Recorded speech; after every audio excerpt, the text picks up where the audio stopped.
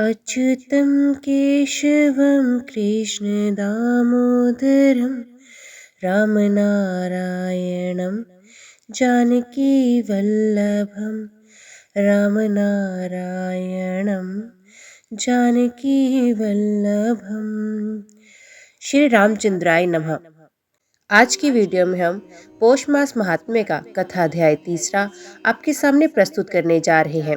उम्मीद करती हूँ कथा का पूरा फल लेने के लिए आप कथा को शुरू से लेकर अंत तक जरूर श्रवण करेंगे। जय सीताराम। सती जी ने श्री रघुनाथ जी के प्रभाव को समझकर डर के मारे शिव जी से छिपाव किया और कहा, हे स्वामिन, मैंने कुछ भी परीक्षा नहीं ली, वहां जाकर आपकी ही तरह प्रणाम किया। आपने जो कहा वे झूठ नहीं हो सकता, मेरे मन में ये बड़ा पूरा विश्वास है। तब शिवजी ने ध्यान करके देखा और सती जी ने जो चरित्र किया था सब जान लिया। फिर श्री रामचंद्र जी की माया को सिर नवाया, जिसने प्रेरणा करके सती के मुंह से भी झूठ कहला दिया। सुजान शिवजी ने मन में विचार किया कि हरि की इच्छा रूपी भावी प्रबल है। सती जी ने सीता जी का वेश धारण किया। ये जानकर शिवजी के हृदय में बड़ा विषाद हुआ। उन्होंने सोचा कि यदि मैं अब सती से प्रीति करता हूँ तो भक्ति मार्ग लुप्त हो जाता हूँ और बड़ा अन्याय होता है। सती परम पवित्र है, इसलिए इन्हें छोड़ते भी नहीं बनता और प्रेम करने में बड़ा पाप है। प्रकट करके महादेव जी कुछ भी नहीं कहते, परंतु उनके हृदय में बड़ा संताप है। तब शिवजी ने प्रभु श्री रामचंद्र जी के चरण कमलों में सर नवाया और श्री राम जी का स्मरण करते ही उनके मन में ये आया कि सती के शरीर में मेरी भेंट नहीं हो सकती। और शिवजी ने अपने मन में ये संकल्प कर लिया। स्थिर बुद्धि शंकर जी ऐसा विचार कर श्री रघुनाथ जी का स्मरण करते हुए अपने घर कैलाश चले गए। चलते समय सुंदर आकाशवाणी हुई कि हे महेश, आपकी जय हो। आपने भक्ति की अच्छी दृढ़ता की। आपको छोड़कर दूसरा कौन ऐसी प्रतिज्ञा कर सकता है। आप श्री रामचंद्र जी के भक्त हैं, समर्थ हैं और भगवान हैं। इस आकाशवाणी को सुनकर सती जी के मन में चिंता हुई और उन्होंने सकुचाते हुए शिव जी से कहा, हे कृपालु, कहिए आपने कौन सी प्रतिज्ञा की है। हे प्रभु, आप सत्य के धाम और दीन दयालु हैं। यद्यपि सती जी ने बहुत प्रकार से पूछा, परंतु त्रिपुरारी शिव जी ने कुछ नहीं कहा। सती जी ने हृदय में अनुमान किया कि सर्वज्ञ शिव जी सब जान गए। मैंने शिव जी से कपट किया। स्त्री स्वभाव से ही मूर्ख और बेसमझ होती है। प्रीति की सुंदर रीति देखिए कि जल भी दूध के समान भाव बिकता है, परंतु फिर कपट रूपी खड़ाई पड़ते ही पानी अलग हो जाता है और स्वाद जाता रहता है। अपनी करनी को याद करके सती जी के हृदय में इतना सोच है, इतने प्यार, इतनी चिंता कि जिसका वर्णन नहीं किया जा सकता। शिव जी कृपा करके परम अथाह सागर है, इसे प्रकट करने में उन्होंने मेरा अपराध नहीं कहा। शिव जी का रूप देखकर सती जी ने जान लिया कि स्वामी ने मेरा त्याग कर दिया है और वे हृदय में व्याकुल हो उठी। अपना पाप समझकर कुछ कहते नहीं बनता, परंतु हृदय कुम्हार के आम के सामान अत्यंत जलने लगा। वृषकेतु शिव जी ने सती को चिंता युक्त जानकर उन्हें सुख देने के लिए सुंदर कथाएं कही। इस प्रकार मार्ग में विविध प्रकार के इतिहासों को कहते हुए विश्वनाथ कैलाश जा पहुँचे। वहां फिर शिव जी अपनी प्रतिज्ञा को याद करके बढ़ के पेड़ के नीचे पद्मासन लगाकर बैठ गए। शिव जी ने अपना स्वाभाविक रूप संभाला, उनकी अखंड और अपार समाधि लगा ली। तब सती जी कैलाश पर रहने लगी। उनके मन में बड़ा दुख था। इस रहस्य को कोई कुछ भी नहीं जानता था। उनका एक एक दिन युग के समान बीत रहा था। सती जी के हृदय में नित्य नया और भारी सोच हो रहा था कि मैं इस दुख के समुद्र को पार कब कर पाऊंगी। मैंने जो रघुनाथ जी का अपमान किया और फिर पति के वचनों को झूठ जाना, उसका फल विधाता ने मुझको दिया। जो उचित था वही किया, परंतु हे विधाता, अब तुझे ये उचित नहीं है जो शंकर जी से विमुख होने पर भी मुझे जला रहा है। सती जी के हृदय की ग्लानि कुछ कही नहीं जाती। बुद्धिमती सती जी ने मन में श्री रामचंद्र जी का स्मरण किया और कहा, हे प्रभु, यदि आप दीन दयालु कहलाते हैं और वेदों ने आपका ये यश गाया है कि आप दुख को हरने वाले हैं, तो मैं हाथ जोड़कर विनती करती हूँ, मेरी ये देह जल्दी छूट जाए। यदि मेरा शिवजी के चरणों में प्रेम है और मेरा ये प्रेम व्रत, मन, वचन और कर्म से सत्य है, तो हे सर्वदर्शी प्रभु, सुनिए और शीघ्र वे उपाय कीजिए जिससे मेरा मरण हो और बिना ही परिश्रम ये असह्य विपत्ति दूर हो जाए। दक्ष सुता सती जी इस प्रकार बहुत दुखी थी। उनका इतना दारुण दुख था कि जिसका वर्णन नहीं किया जा सकता। 87,000 वर्ष बीत जाने पर अविनाशी शिवजी ने समाधि खोली। शिवजी राम नाम का स्मरण करने लगे। तब सती जी ने जाना कि अब जगत के स्वामी जगे। उन्होंने जाकर शिवजी के चरणों में प्रणाम किया। शिवजी ने उनके बैठने के लिए सामने आसन दिया। शिव भगवान हरि की रसमयी कथाएं कहने लगे। उसी समय दक्ष प्रजापति हुए। ब्रह्मा जी ने सब प्रकार से योग्य देख समझकर दक्ष को प्रजापतियों का नायक बना दिया। जब दक्ष ने इतना बड़ा अधिकार पाया तब उनके हृदय में अत्यंत अभिमान आ गया। जगत में ऐसा कोई नहीं पैदा हुआ जिसको प्रभुता पाकर मद ना हो। दक्ष ने सब मुनियों को बुला लिया और वे बड़ा यज्ञ करने लगे। जो देवता यज्ञ का भाग पाते हैं, दक्ष ने उन सबको आदर सहित निमंत्रण किया। किन्नर, नाग, सिद्ध, गंधर्व और सब देवता अपनी अपनी स्त्रियों सहित चले। विष्णु, ब्रह्मा और महादेव जी को छोड़कर सभी देवता अपना अपना विमान सजाकर वहां पहुंच गए। सती जी ने देखा अनेकों प्रकार के सुंदर विमान आकाश में चले जा रहे हैं। देव सुंदरियां मधुर गान गा रही हैं, जिन्हें सुनकर मुनियों का ध्यान छूट जाता है। सती जी ने पूछा, तब शिवजी ने सब बातें बताई। पिता के यज्ञ की बात सुनकर सती कुछ प्रसन्न हुई और सोचने लगी कि यदि महादेव जी मुझे आज्ञा दे तो इसी बहाने कुछ दिन पिता के घर हो आऊं, क्योंकि उनके हृदय में पति द्वारा त्यागी जाने का बड़ा भारी दुख था। पर अपना अपराध समझकर वे कुछ कह नहीं रही थी। आखिर सती जी भय, संकोच और प्रेम रस में सनी हुई मनोहर वाणी से बोली, हे प्रभु, मेरे पिता के घर बहुत बड़ा उत्सव है। यदि आपकी आज्ञा हो तो हे कृपा धाम, मैं आदर सहित उसे देख आऊं। शिवजी ने कहा, तुमने बात तो अच्छी कही, ये मेरे मन को भी पसंद आई, पर उन्होंने न्योता नहीं भेजा, ये अनुचित है। दक्ष ने अपनी सब लड़कियों को बुलाया, किंतु हमारे वैर के कारण उन्होंने तुमको भी नहीं बुलाया। एक बार ब्रह्मा जी की सभा में हमसे अप्रसन्न हो गए थे, उसी से वे अब भी हमारा अपमान करते हैं। हे भवानी, जो तुम बिना बुलाए जाएगी तो ना शील स्नेह ही रहेगा, ना मान मर्यादा ही होगी। यद्यपि इसमें संदेह नहीं कि मित्र, स्वामी, पिता और गुरु के घर बिना बुलाए भी जाना चाहिए, तो भी जहाँ कोई विरोध मानता है उसके घर जाने से कल्याण नहीं होता।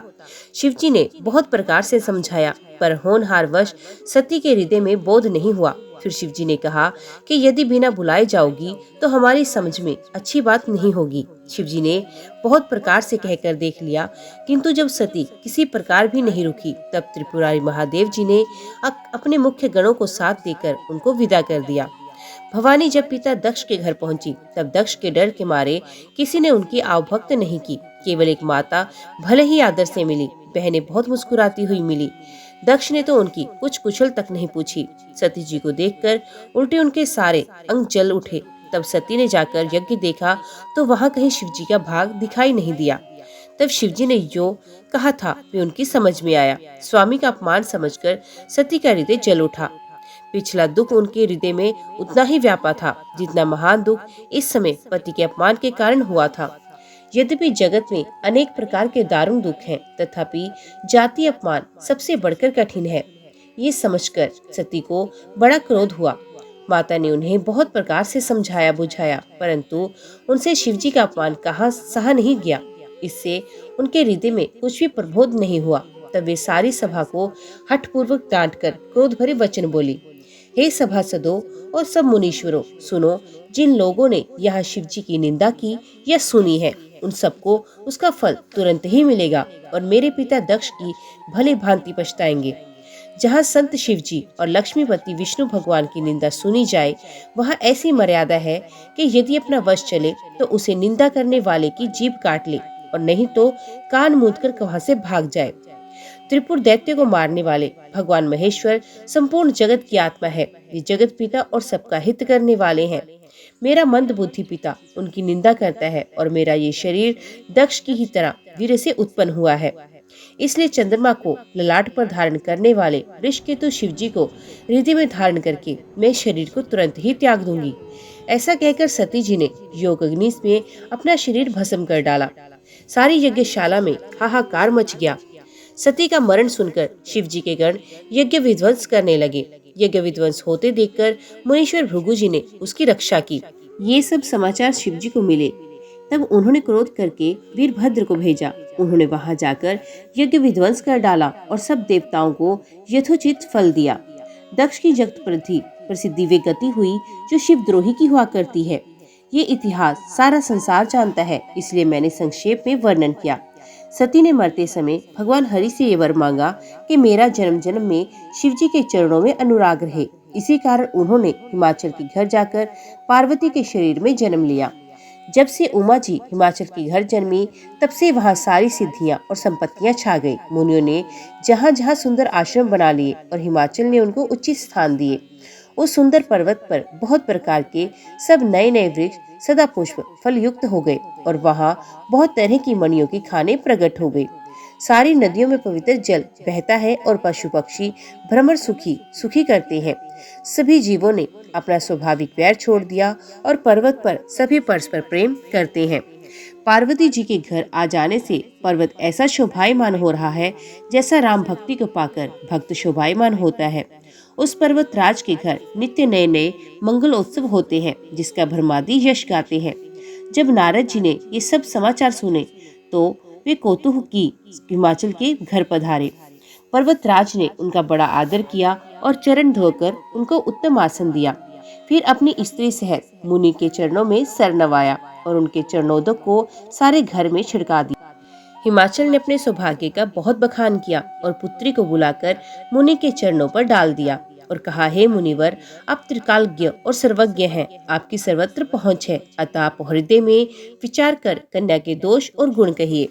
नारद मुनि ने हंसकर रहस्य युक्त कोमल वाणी से कहा, तुम्हारी कन्या सब गुणों की खान है। ये स्वभाव से ही सुंदर, सुशील और समझदार है। उमा, अंबिका और भवानी इसके नाम है। कन्या सब सुलक्षणों से संपन्न है। ये अपने पति को सदा प्यार होगी। इसका सुहाग सदा अचल रहेगा और इससे इसके माता पिता का यश होगा। ये सारे जगत में पूज्य होगी और इसकी सेवा करने से कुछ भी दुर्लभ नहीं होगा। संसार में स्त्रियां इसका नाम स्मरण करके पतिव्रत रूपी तलवार की धार पर चढ़ जाएंगी।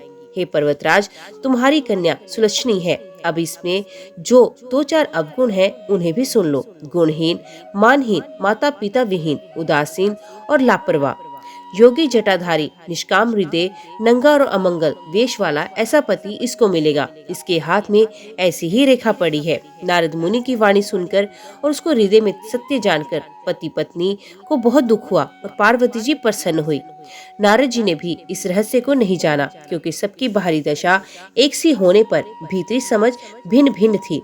सारी सखियां पार्वती, पर्वतराज हिमानवान और मैना सभी के शरीर पुलकित थे और सभी के नेत्रों में जल भरा था। देवऋषि के वचन असत्य नहीं हो सकते।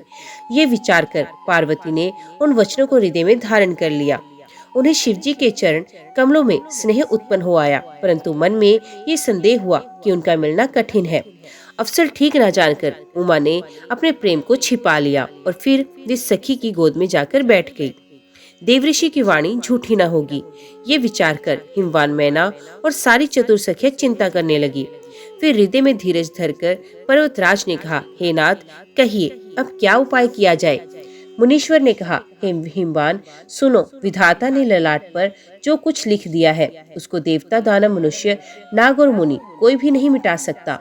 तो भी एक उपाय मैं बताता हूँ। यदि देव सहायता करे तो वे सिद्ध हो सकता है। उमा को तो वर तो निस्संदेह वैसा ही होगा जैसा मैंने तुम्हारे सामने वर्णन किया, परंतु मैंने वर के जो जो दोष बताए, मेरे अनुमान से वे सभी शिवजी में हैं। यदि शिवजी के साथ विवाह हो जाए तो दोषों को भी सब लोग गुणों के समान ही कहेंगे। जैसे विष्णु भगवान शेषनाग की छैया पर सोते हैं तो भी पंडित लोग उनको कोई दोष नहीं लगाते। सूर्य और अग्निदेव अच्छे बुरे सभी रसों का भक्षण करते हैं, परंतु उनको कोई बुरा नहीं कहता। गंगा जी में शुभ और अशुभ सभी जल बहता है, पर कोई उन्हें अपवित्र नहीं कहता। सूर्य, अग्नि और गंगा जी की भांति समर्थ को कुछ दोष नहीं लगता। यदि मूर्ख मनुष्य ज्ञान के अभिमान से इस प्रकार होड़ करते हैं तो वे कल्प भर के लिए नरक में पड़ते हैं। भला कहीं जीव भी ईश्वर के समान हो सकता है। गंगा जल से भी बनाई हुई मदिरा को जानकर संत लोग कभी उसका पान नहीं करते, पर वही गंगा जी में मिल जाने पर जैसे पवित्र हो जाती है। ईश्वर और जीव में भी वैसा ही भेद है। शिवजी महाराज ही समर्थ हैं, क्योंकि वे भगवान हैं। इसलिए इस विवाह में सब प्रकार कल्याण है, परंतु महादेव जी की आराधना बड़ी कठिन है। फिर भी कलेश, तप, करने से वे बहुत जल्द संतुष्ट हो जाते हैं। यदि तुम्हारी कन्या तप करे तो त्रिपुरारी महादेव जी होनहार को मिटा सकते हैं।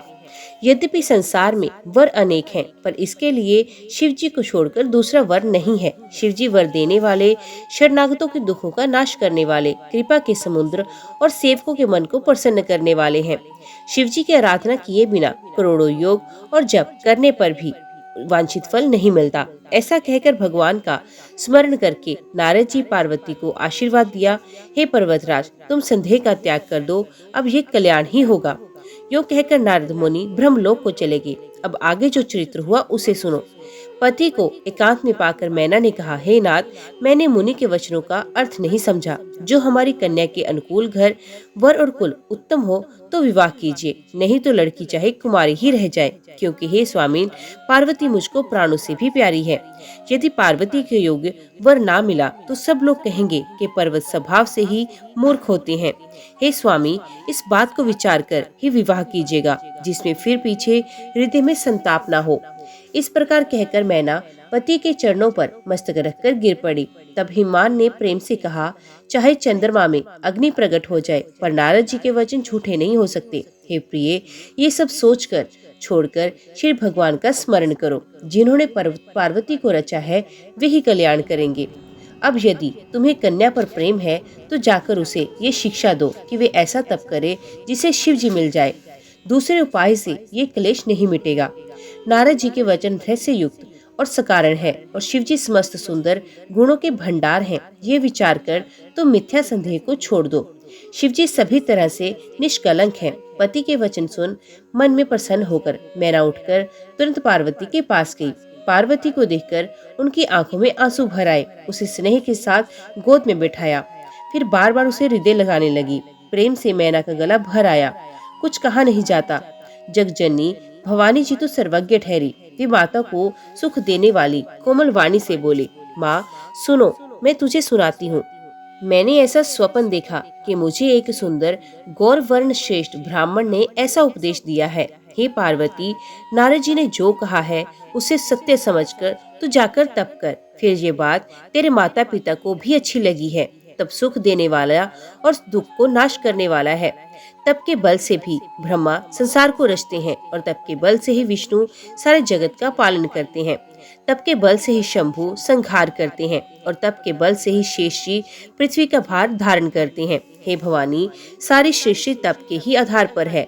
ऐसा जी में जानकर तू जाकर तप कर। ये बात सुनकर माता को बड़ा आश्चर्य हुआ और उसने हिमवान को बुलाकर वे स्वप्न सुनाया। माता पिता को बहुत तरह से समझाकर बड़े हर्ष के साथ पार्वती जी तप करने चली गई। प्यारे कुटुंबी, पिता और माता सब व्याकुल हो गए। किसी के मुंह से बात नहीं निकलती। तब वेद शिराज मुनि ने आकर सबको समझाकर कहा। पार्वती जी की महिमा सुनकर सबको समाधान हो गया। प्राणपति शिव जी के चरणों को हृदय में धारण करके पार्वती जी वन में जाकर तप करने लगी। पार्वती जी का अत्यंत सुकुमार शरीर तप के योग्य नहीं रहा था, तो भी पति के चरणों का स्मरण करके उन्होंने सब भोगों को त्यज दिया। स्वामी के चरणों में नित्य नया अनुराग उत्पन्न होने लगा और तप में ऐसा मन लगा कि शरीर की सारी सुध बिसर गई। 1000 वर्ष तक उन्होंने मूल और फल खाए, फिर 100 वर्ष तक साग खाकर बिताए। कुछ दिन जल और वायु का भोजन किया, फिर कुछ दिन कठोर उपवास किया। जो बेलपत्र सूखकर पृथ्वी पर गिरते थे, 3000 वर्ष तक उन्हीं को खाया। फिर सूखे पत्ते भी छोड़ दिए। तभी पार्वती का नाम अपर्णा हुआ। तब से उमा का शरीर क्षीण देखकर आकाश से गंभीर ब्रह्मवाणी हुई। हे पर्वतराज की कुमारी, सुन, तेरा मनोरथ सफल हुआ। तुम सारे असह्य क्लेशों को त्याग दे, अब तुझे शिवजी मिलेंगे। हे भवानी, धीर मुनि और ज्ञानी बहुत हुए हैं, पर ऐसा कठोर तप किसी ने नहीं किया। अब तो इस श्रेष्ठ ब्रह्मा की वाणी को सदा सत्य और निरंतर पवित्र जानकर अपने हृदय में धारण करो। जब तेरे पिता बुलाने को आए तब हट छोड़कर घर चली जाना, और जब तुम्हें सप्तऋषि मिले तब इस वाणी को ठीक समझना। इस प्रकार आकाश से कही हुई ब्रह्मा जी की वाणी को सुनते ही पार्वती जी प्रसन्न हुई और हर्ष के मारे उनका शरीर पुलकित हो गया। याज्ञवल्क्य जी भारद्वाज जी से बोले कि मैंने पार्वती का सुंदर चरित्र सुनाया, अब शिव जी का सुहावना चरित्र सुनो।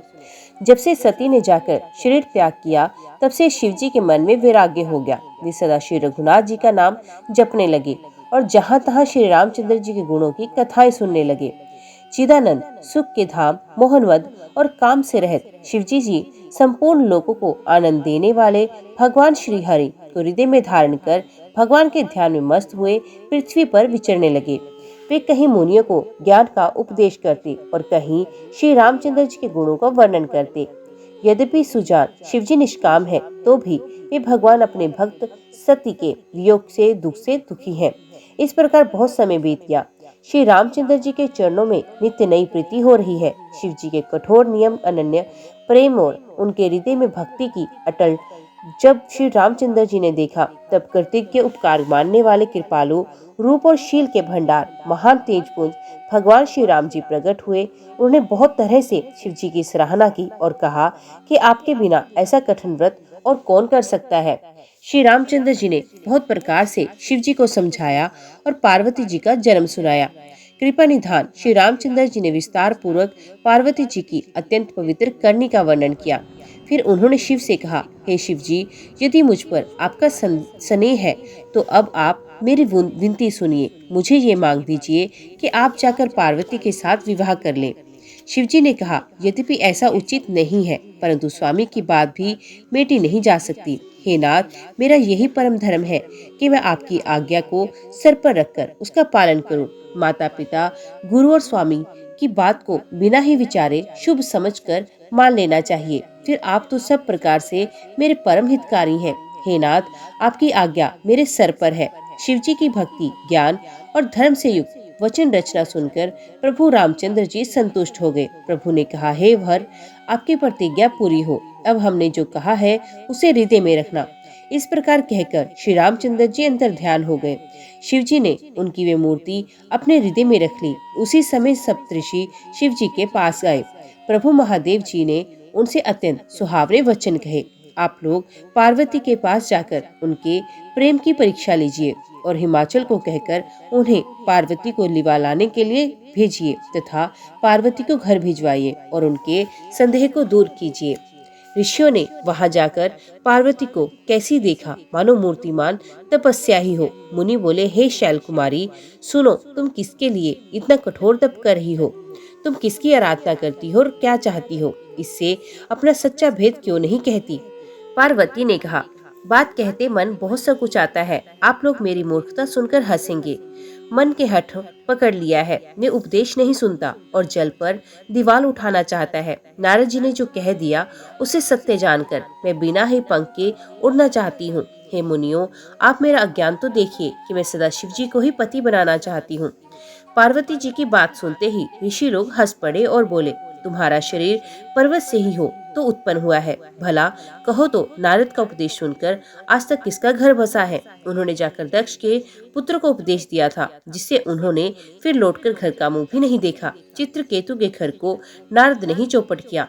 फिर यही हाल हिरण्यकशिपु का हुआ। जो स्त्री पुरुष नारद की सीख सुनते हैं, वे घर बार छोड़कर अवश्य ही भिखारी हो जाते हैं। उनका मन तो कपटी और शरीर पर सज्जनों के चिन्ह है। वे सभी को अपने समान बनाना चाहते हैं। उनके वचनों पर विश्वास मानकर तुम ऐसा पति चाहती हो जो स्वभाव से ही उदासीन, गुणहीन, निर्लज्ज, बुरे वेश वाला, नर कपालों की माला पहनने वाला, कुलहीन, बिना घर बार का, नंगा और शरीर पर सांपों को लपेटे रखने वाला है। ऐसा वर के मिलने से तुम्हें क्या सुख मिलेगा? तुम उस ठग नारद के बहकावे में आकर खूब भूली। पहले पंचों के कहने से शिवजी ने सती से विवाह किया, परंतु फिर उसे त्याग कर मरवा डाला। अब शिवजी को कोई चिंता नहीं रही। भीख मांगकर खा लेते हैं और सुख से सोते हैं। ऐसे स्वभाव से ही अकेले रहने वालों के घर भी भला क्या कभी कोई स्त्री टिक सकती है? अभी हमारा कहा मानो, हमने तुम्हारे लिए अच्छा वर विचारा है। ये बहुत ही सुंदर, पवित्र और सुखदायक और सुशील है, जिसका यश और लीला वेद गाते हैं। वे दोषों से रहित, सारे सद्गुणों की राशि, लक्ष्मी का स्वामी और वैकुंठपुरी का रहने वाला है। हम ऐसे वर को लाकर तुमसे मिला देंगे। ये सुनते ही पार्वती जी हंसकर बोली, आपने ये सत्य ही कहा कि मेरा शरीर पर्वत से उत्पन्न हुआ, इसलिए हट नहीं छूटेगा। शरीर भले ही छूट जाए, सोना भी पत्थर से ही उत्पन्न होता है। सो वे जलाए जाने पर भी अपने स्वभाव को नहीं छोड़ता। अत मैं नारद जी के वचनों को नहीं छोड़ूंगी, चाहे घर बसे या उजड़े, इससे मैं नहीं डरती। जिसको गुरु के वचनों में विश्वास नहीं, उसको सुख और सिद्धि स्वप्न में भी सुगम नहीं होती। माना कि महादेव जी अवगुणों के भवन है और विष्णु समस्त सद्गुणों के धाम है, पर जिसका मन जिसमें रम गया उसको तो उसी में काम है। हे मुनीश्वरों, यदि आप पहले मिलते तो मैं आपका उपदेश सर माथे रखकर सुनती, परंतु अब तो मैं अपना जन्म शिव जी के लिए हार चुकी, फिर गुण दोषों का विचार कौन करे। यदि आपके हृदय में बहुत ही हट है और विवाह की बातचीत किए बिना आपसे रहा नहीं जाता, तो संसार में वर कन्या बहुत हैं। खिलवाड़ करने वालों को आलस्य तो होता नहीं, और कहीं जाकर कीजिए। मेरा तो करोड़ जन्मों तक यही हट रहेगा कि या तो शिव जी को वरूंगी, नहीं तो कुमारी ही रहूंगी। स्वयं शिव जी 100 बार कहे तो भी नारद के उपदेशों को नहीं छोड़ूंगी। जगत जननी पार्वती जी ने फिर कहा, मैं आपके पैरों पकड़ती हूँ, अपने घर जाइए, बहुत देर हो गई। शिव जी में पार्वती जी का ऐसा प्रेम देखकर ज्ञानी मुनि बोले, हे जगत जननी, हे भवानी, आपकी जय हो, आपकी जय हो। आप माया हैं, शिव जी भगवान हैं, आप दोनों समस्त जगत की माता पिता हैं। ये कहकर मुनि पार्वती जी के चरणों में सर नवाकर चले गए। उनके शरीर बार बार पुलकित हो रहे थे। मुनियों ने जाकर हिमवान को पार्वती के पास भेजा और वे विनती करके उनको घर ले आए। फिर सप्तऋषियों ने शिव जी के पास जाकर उनको पार्वती जी की सारी कथा सुनाई। पार्वती जी का प्रेम सुनते ही शिव जी आनंद मगन हो गए। सप्तऋषि प्रसन्न होकर अपने घर ब्रह्मलोक को चले गए। तब सुजान शिव जी मन को स्थिर करके श्री रघुनाथ जी का ध्यान करने लगे। उसी समय तारक नामक असुर हुआ, जिसकी भुजाओं का बल, प्रताप और तेज बहुत बड़ा था। उसने सब लोक और लोकपालों को जीत लिया। सब देवता सुख और संपत्ति से रहित हो गए। वे अजर अमर था, इसलिए किसी से जीता नहीं जाता था। देवता उसके साथ बहुत तरह की लड़ाइयां लड़कर हार गए। तब उन्होंने ब्रह्मा जी के पास जाकर पुकार मचाई। ब्रह्मा जी ने सब देवताओं को दुखी देखा। ब्रह्मा जी ने सबको समझाकर कहा, इस दैत्य की मृत्यु तब होगी जब शिव जी के वीर्य से पुत्र उत्पन्न हो। इसको युद्ध में वही जीतेगा।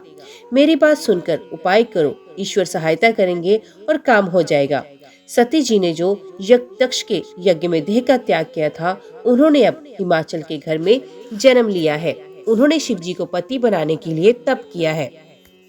इधर शिवजी जब सब छोड़ छाड़कर समाधि लगाकर बैठ गए। यद्यपि है तो बड़े असमंजस की बात, तथापि मेरी एक बात सुनो। तुम जाकर कामदेव को शिवजी के पास भेजो। वे शिवजी के मन में क्षोभ उत्पन्न करेंगे, उनकी समाधि को भंग करेंगे। तब हम जाकर शिवजी के चरणों में सर रख देंगे और जबरदस्ती उन्हें राजी करके विवाह करा देंगे। इस प्रकार से भले ही देवताओं का हित हो, और तो कोई उपाय नहीं। सबने कहा, ये सम्मति बहुत अच्छी है। फिर देवताओं ने बड़े प्रेम से स्तुति की। तब 5 बाण धारण करने वाले और मछली के चिन्ह युक्त ध्वजा वाला कामदेव प्रकट हुआ। देवताओं ने कामदेव से अपनी सारी विपत्ति कही। सुनकर कामदेव के मन में विचार किया और धंसकर देवताओं को यो कहा, शिवजी के साथ विरोध करने में मेरी कुशल नहीं है, तथापि मैं तुम्हारा काम तो करूंगा, क्योंकि वेद दूसरे के उपकार को परम धर्म कहते हैं। जो दूसरे के हित के लिए अपना शरीर त्यागता है, संत सदा उसकी बड़ाई करती हैं। यो कह और सबको सर नवाकर कामदेव अपने पुष्प के साथ धनुष के हाथ में लेकर वसंत आदि को सहायकों को साथ में लेकर चलते समय कामदेव ने हृदय में ऐसा विचार किया कि शिवजी के साथ विरोध करने से मेरा मरण निश्चित है। तब उसने अपना प्रभाव फैलाया और समस्त संसार को अपने वश में कर लिया। जिस समय उस मछली के चिन्ह की ध्वजा वाले कामदेव ने कोप किया, उस समय क्षण भर में ही वेदों की सारी मर्यादा मिट गई। ब्रह्मचर्य, नियम, नाना प्रकार के संयम, धीरज, धर्म, ज्ञान, विज्ञान, सदाचार, जप, योग, वैराग्य आदि विवेक की सारी सेना डरकर भाग गई।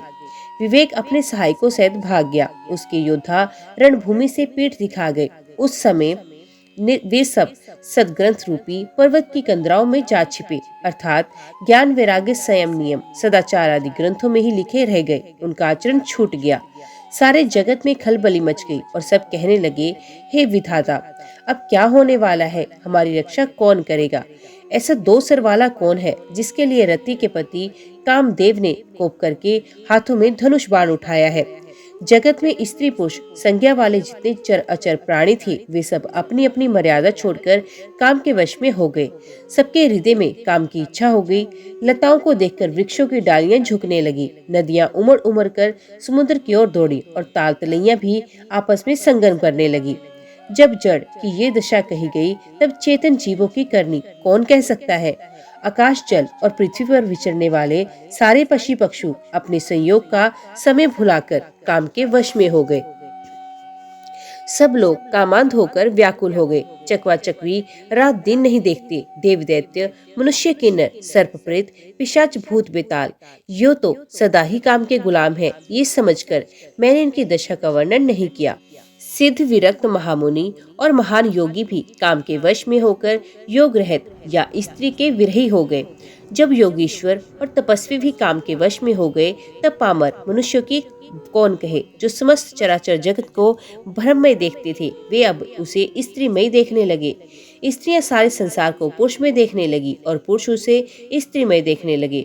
2 घड़ी तक सारे ब्रह्मांड के अंदर कामदेव का रचा हुआ ये कौतुक चलता रहा। किसी ने भी हृदय में धैर्य नहीं धारण किया। कामदेव ने सबका मन हर लिया।